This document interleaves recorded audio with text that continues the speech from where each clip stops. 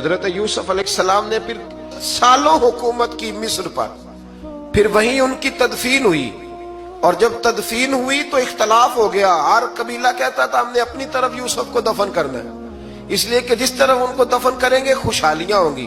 پھر فیصلہ ہوا کہ سنگ مرمر کے تابوت میں رکھ کے حضرت یوسف کو دفن کیا جائے، اور دفن کرنے کے بعد ایسی جگہ پہ دفن کیا جائے جہاں سے پانی چھو کے گزرتا ہے۔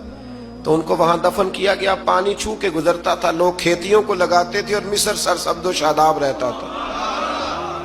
اور پھر حدیث پاک میں موجود ہے، مولا علی شیر خدا رضی اللہ تعالی عنہ فرماتے ہیں کہ نبی کریم علیہ السلام کی بارگاہ میں ایک اعرابی آیا، حضور نے فرمایا کچھ مانگ لو اس دیہاتی سے۔ حضور نے فرمایا ہے آج وہ مائل باتا، اور بھی کچھ مانگ لے۔ تو وہ کہنے لگا حضور آپ مجھے سواری کے لیے اونٹ دے دیں۔ حضرت علی کہتے ہیں میں نے کہا ہے افسوس، مانگا بھی تو کیا مانگا۔ حضور نے فرمایا چل کچھ اور مانگ لے۔ کہنے لگا چلے آنے جانے کے لیے کرایہ بھی دے دے، زادرہ بھی دے دے، کھانے کیا مانگا۔ تو حضور علیہ السلام نے اسے دے دیا۔ تو محبوب فرمانے لگے تجھ سے تو موسیٰ علیہ السلام کے دور کی وہ بوڑھی اچھی تھی۔ کہا وہ بوڑھی کون سی بوڑھی؟ تو حضور علیہ السلام فرمانے لگے رب کریم نے حضرت موسیٰ کو حکم دیا کہ جب آپ مصر سے نکلے تو حضرت یوسف کی قبر کو کھود کر ان کا تابوت بھی ساتھ لے جائیں۔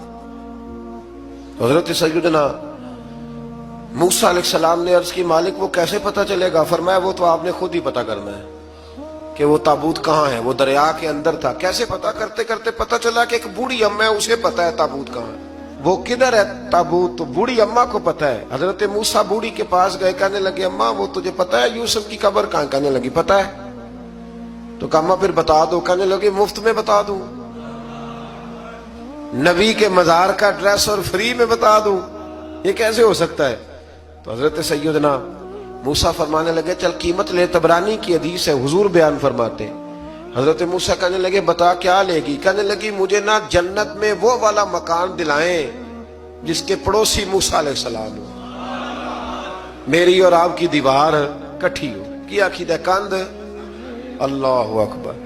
تو حضرت موسیٰ کہنے لگے چل اماں مہربانی کر جنت مانگ لے، اب تو پڑوس ہی مانگنے لگ گئی ہے۔ تو اب نبیوں کا درجہ تو بڑا ہوگا، تو دینے والا اللہ ہے، میں دعا کرتا ہوں۔ تو کہنے لگی جی ٹھیک ہے، اگر آپ نہیں دیتے تو میں ایڈریس نہیں بتاتی۔ تو حضور فرمانے لگے اس سے تو وہ اچھی تھی۔ حضرت موسیٰ نے عرض کی کہ یا اللہ یہ نہیں بتا رہی تو اب کیا کروں؟ فرمایا موسیٰ وعدہ تو کر لے، مکان میں دے دوں گا، وعدہ کر لے۔ تو حضرت سیدنا یوسف کا مرتبہ دیکھیے کہ ان کے مزار کا پتہ بتانے کے لیے، مزار کا